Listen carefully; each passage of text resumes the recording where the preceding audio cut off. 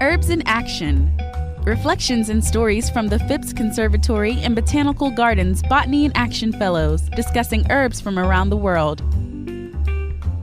My name is Stephen Murphy. I'm a PhD candidate at Ohio State University. For the past 2 years, I've been studying in southwestern Pennsylvania, looking at how white-tailed deer influences seedling regeneration and how forests change over time. The herb that I'm interested in is called Teaberry. The Latin name for that is Gaultheria procumbens.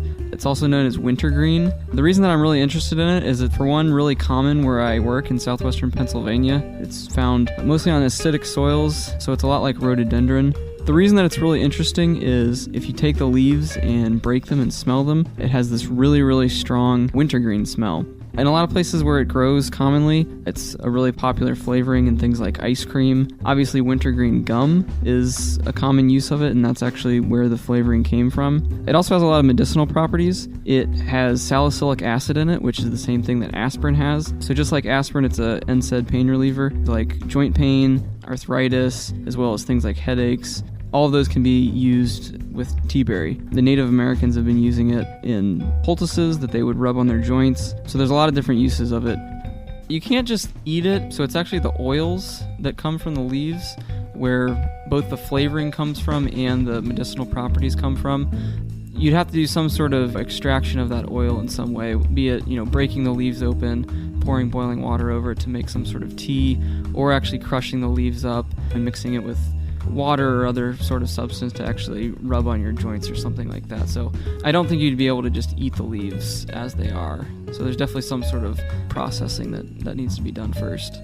My experience is just finding it in the forest understory.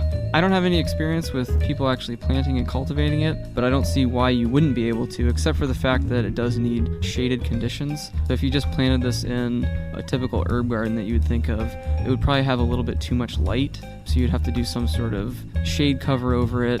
So it might be a little bit tricky to grow, but it's pretty common, so you could easily find it just growing in the woods.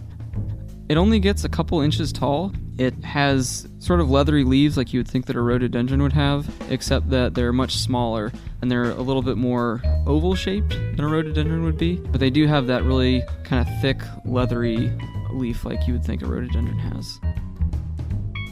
Herbs in Action is a collaboration between Phipps Conservatory and Botanical Gardens and the Saturday Light Brigade, and is made possible by the Mary Jane Berger Memorial Foundation, dedicated to educating the community about the many benefits and uses of herbs. To hear this feature again, or to learn more about herbs from around the world, visit mjbergerfoundation.org.